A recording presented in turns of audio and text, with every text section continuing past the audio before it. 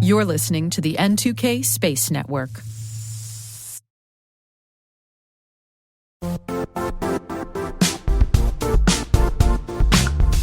The IT world used to be simpler. You only had to secure and manage environments that you controlled. Then came new technologies and new ways to work. Now, employees, apps, and networks are everywhere. This means poor visibility, security gaps, and added risk. That's why Cloudflare created the first-ever connectivity cloud. Visit cloudflare.com to protect your business everywhere you do business.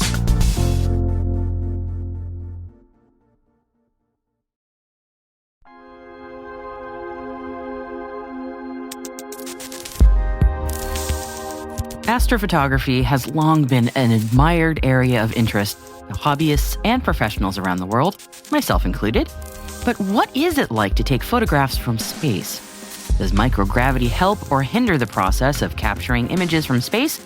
And how difficult is it to share files from an orbiting lab?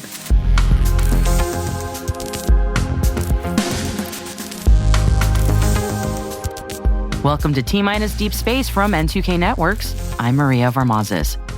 Our partners at NSF hosted a live downlink to the International Space Station with NASA astronaut Don Pettit. Don is an American astronaut and chemical engineer, best known for his orbital astrophotography and in-space inventions. He launched to the International Space Station aboard the Roscosmos Soyuz MS-26 spacecraft on September 11, 2024, and is currently serving as a flight engineer and member of the Expedition 72 crew. Don will spend approximately 6 months on board the orbiting lab, conducting science experiments and maintaining the space station. NSF's Jack Beyer spoke to Don through a live downlink to the station. I'm Jack Beyer from NASAspaceflight.com for T-Minus Space. I had the opportunity to chat with astronaut Don Pettit aboard the International Space Station about the photography work that he's been doing to bring a new perspective to the world. Here's that 20-minute interview live from the International Space Station. Don, thank you so much for taking the time to talk with us while you're in space. We have a limited amount of time here, and I just want to jump right into questions if that's all right with you. That is perfectly fine with me. Talking about imagery and astrophotography and images from space, one of my favorite topics. This is the coolest thing. All right. First, right off the bat, why is ISS photography important to you, and what are the challenges of taking photos in microgravity? Images from space help tell the story to people on Earth that don't have the opportunity to go into space. When your mission is over, it's photographs and memories, which reminds me of an album from Jim Croce. And if you don't have the photographs, all you've got are the memories and the stories you could tell. So the photographs help complete the story of what it means for human beings to expand into space and expand into this frontier. Fantastic. And that's part of the reason why we love your sharing of this stuff so much. A follow-up to that, you recently captured Starlink satellites from space and you compared them to cosmic fireflies. Did you set out specifically to capture these Starlinks with that shot, or was it sort of a surprise that happened along the way with some of your captures, intended for one purpose but showing another? Initially, the Starlink started to show up in the imagery. And then I thought, let me see if I could just photo document the Starlink. So the images that I've sent down that show the Starlink satellites are ones that I intentionally did. And let me point out the fascinating thing about these satellites, those bright reflections are only seen in an orbital environment from another orbit. Those reflections do not get down to Earth. So that's the surprising thing, is what are all these bright flashes? It took us a while to figure that out. Excellent. How does capturing major Earth events from space change your perspective on them, and how do you think your unique point of view affects the conversation on Earth? It gives you more data to think about, to incorporate in your stories, in your way of life. If you view something on the ground, you can see for what? 10, 20, 30 miles is your sort of event horizon for viewing. Maybe on top of a mountain, you could see further. Then you get in an airplane, and you can see for hundreds of miles, and that changes your perspective. When you get on space station, our event horizon, our field of view is about 4,000 kilometers. So it really changes the perspective of what you see. You see the same thing, but it gives you a different perspective. Recently, new cameras, lenses, some ND filters, and other equipment have been brought to the ISS. Is there imagery that you can capture now that you couldn't before? And is the newer technology allowing you to better share your vision? The newer technology is exactly that. It's newer technology, and it allows us to operate and take the imagery in a manner that the older cameras would not allow. And the lenses available now are faster. They could transmit more light. And for example, this lens behind me here, this is a 15 millimeter wide angle lens. It looks like a telephoto lens, but it's a extreme wide angle, and it is really fast. It has an f-stop of around 1.5, or in the vernacular of these cinema lenses, t-stop of 1.8. So it lets in a lot of light in a wide-angle view and allows us to collect imagery that was not possible even on my last mission, which was 12 years ago. Wow. Does microgravity affect the work that you're doing in getting these shots? Yes, it does, in mostly a good way. And let me demonstrate that here. I've got this huge camera system set up, and it's a 800 millimeter telephoto lens with a solar filter, and this thing is a joy to work with here. You can have it on a little arm, and because it is weightless, you don't need to worry about schlucking it around. You could just push it around with your with two fingers and do imagery in a way that you can't do on Earth. With this camera and this lens system, you'd have to have it on a big skookum tripod in order to do imagery. And here it's just a little arm or even free float, and you could get your imagery done. So there are things that we could do up here that would make many photographers envious when they're mounting their heavy gear on these stout tripods.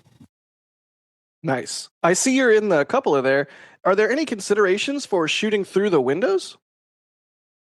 Yes, pluses and minuses. The cupola here, it has 4 panes of I'll say transparent material.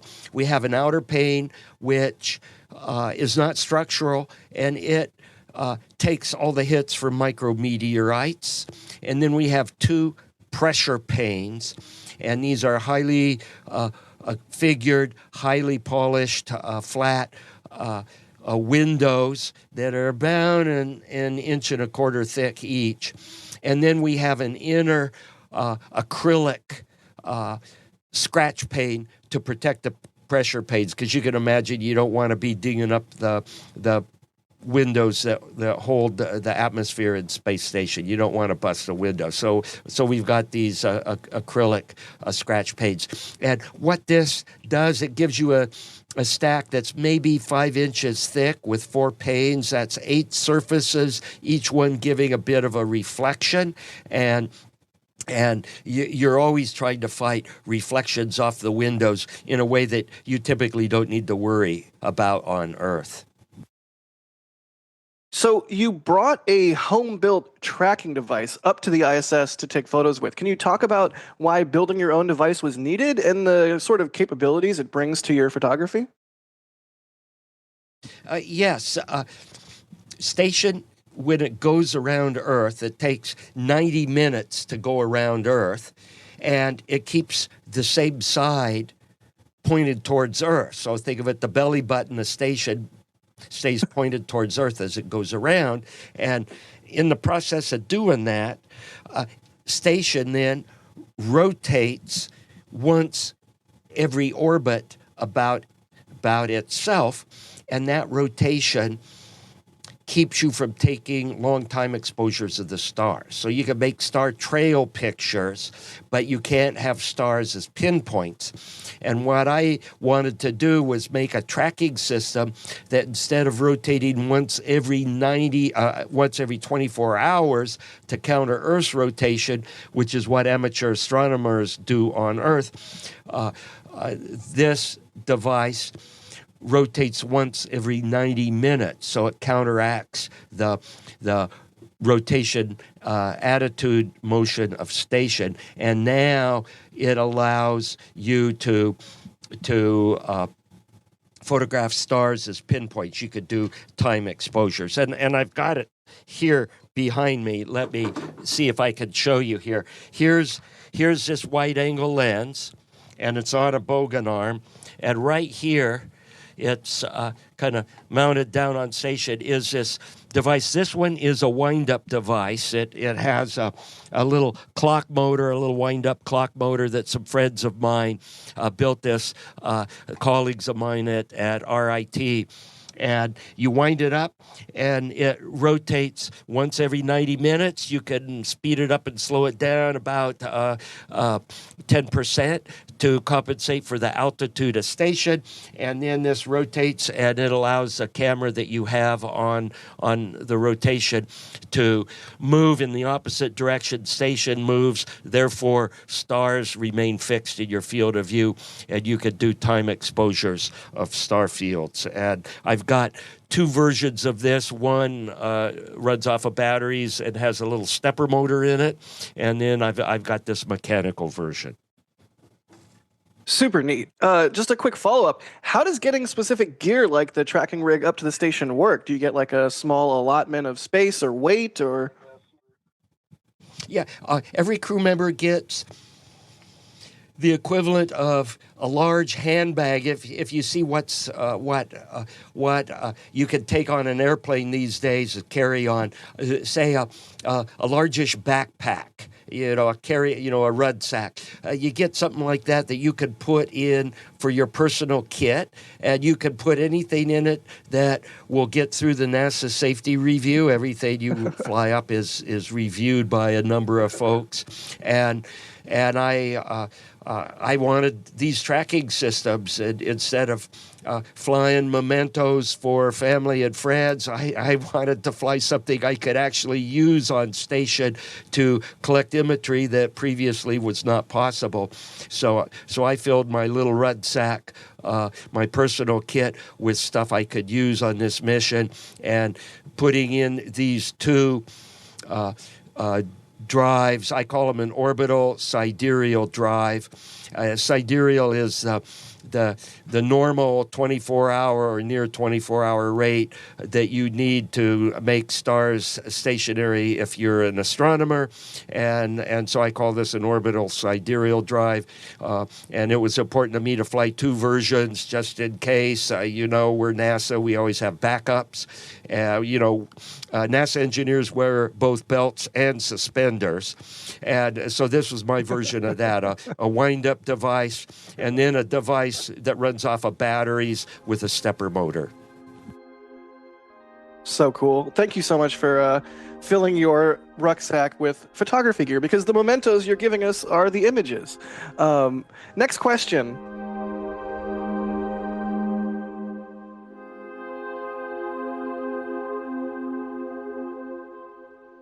We'll be right back after this quick break. With Lululemon, the real gift happens when your holiday checklist is complete. When you give them the coziest scuba matching set, you both get moments like this. And this. And this. This holiday, Lululemon makes it easy to find last-minute gifts that bring presents. Open the moment. Shop now at lululemon.com. This episode is brought to you by LifeLock. The holidays mean more travel, more shopping, more time online, and more personal info in places that could expose you to identity theft. That's why LifeLock monitors millions of data points every second. If your identity is stolen, their US-based restoration specialist will fix it, guaranteed or your money back. Get more holiday fun and less holiday worry with LifeLock. Save up to 40% your first year. Visit LifeLock.com/podcast. Terms apply.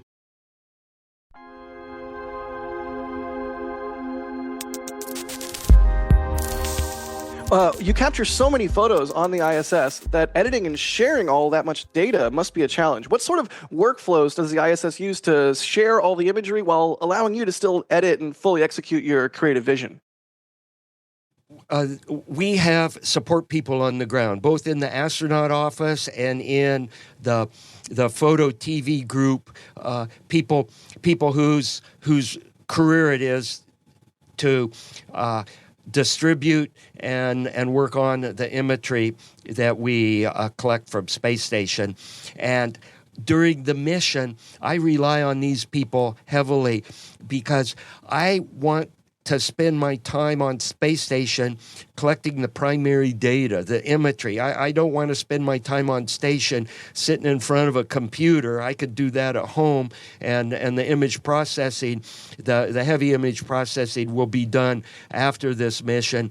And I only do enough image processing here on station to verify that the images I'm taking are good and fall within the realm of what I want. And then I downlink everything to the ground, and I don't mess with the images anymore. So the images that you're seeing on social media right now are ones that I've either sent down as raw and folks on the ground have spiffied up for me and posted through proxy posting, or images that I've done a little bit of processing up here just to make sure that the imagery is okay, and then I get back using my off-duty time to take more images.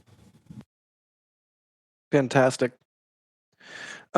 So there's so much more to come when you're back on Earth. All of us love to see the photos you've taken while on the ISS.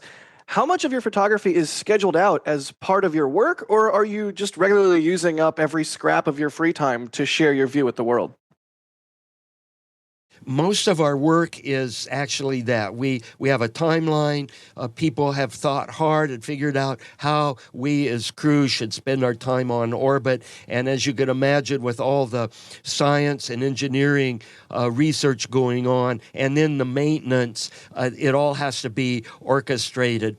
And we take pictures during these operation tasks to show what we've been doing. And they're kind of pseudo-boring engineering pictures of clogged urine filters and things like that. All the Earth Ob pictures, all the pictures that you see that shows what life is like on station. These are all done in astronauts' off-duty time. We typically have no time scheduled to just take beautiful pictures of Earth and show what it's like up here.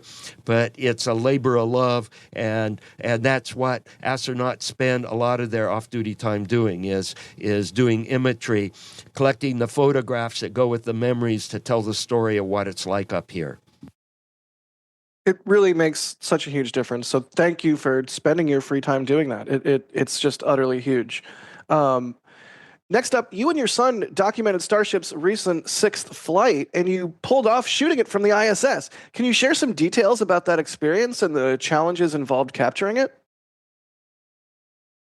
Yes, part of it is just dumb luck in terms of orbital mechanics. We happened to be within sight of Boca Chica during the launch. If the launch were delayed 20 minutes, we wouldn't have even been able to see it. But it was just the way the clockwork of orbital mechanics and the schedule for launching worked out. We happened to be overhead.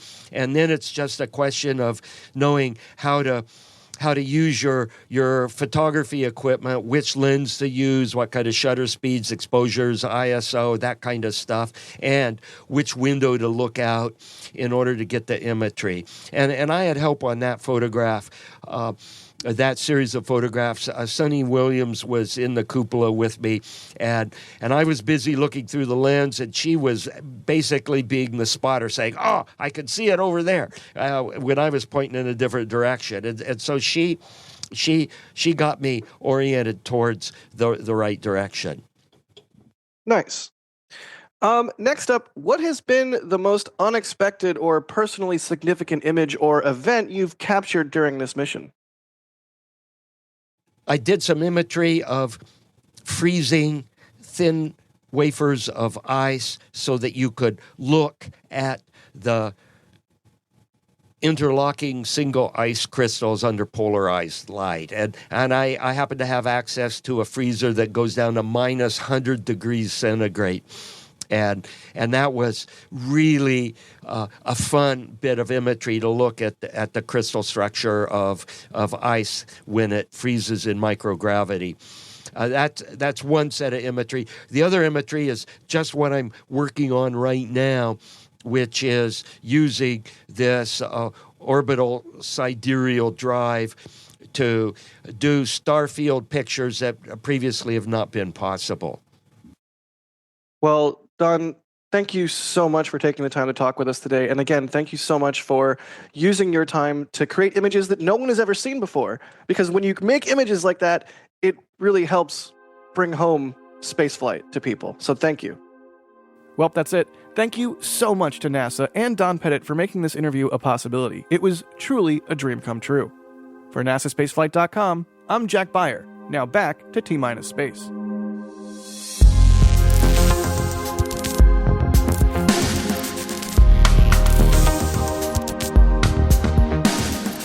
That's it for T-Minus Deep Space, brought to you by N2K Cyberwire. A special thank you to our friends at NSF for sharing this recording with us. We'd love to know what you think of this podcast. You can email us at space@n2k.com or submit the survey in the show notes. Your feedback ensures we deliver the information that keeps you a step ahead in this rapidly changing space industry.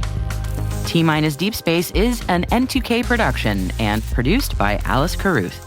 Our associate producer is Liz Stokes.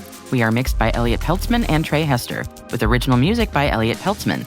Our executive producer is Jennifer Iben. Our executive editor is Brandon Karp. Simone Petrella is our president, Peter Kilpie is our publisher, and I am your host, Maria Varmazis. Thanks for listening. We'll see you next time.